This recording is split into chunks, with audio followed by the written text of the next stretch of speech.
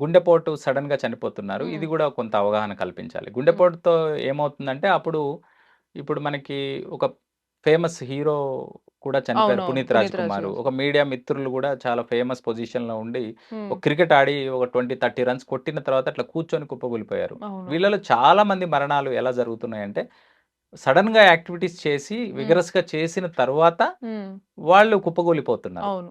అయితే ఇక్కడ మనం దీనికి చాలామంది కోవిడ్‌కి సంబంధం అంటారు. వ్యాక్సిన్‌కి సంబంధం అంటారు. ఇది ఫైనల్‌గా తేలిందేందంటే, హ్మ్. ఈవెన్ మనకి బ్రౌన్ హార్ట్ అనే దాని మీద హ్మ్.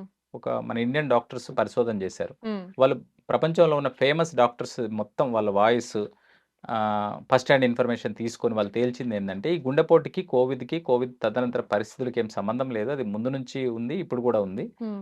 నేనన్నట్టు మీరు తదనంతర పరిస్థితులు మారిన తర్వాత వచ్చిన వాటి వల్ల కొంచెం పెరిగుండొచ్చు. హ్మ్. కానీ దానికి కారణాలు గుండెపోటు కారణాలకి అది మన జెనెటిక్‌కి సంబంధించింది. హ్మ్. ఇండియన్స్‌కి పర్టిక్యులర్‌గా హ్మ్. ఏషియన్స్‌కి వెస్టర్న్‌తో పోల్చుకుంటే రిస్క్ ఎక్కువంట. హ్మ్. మనకి వెయిట్ అందుకనే చాలా అదుపులో ఉంచుకోవాలి.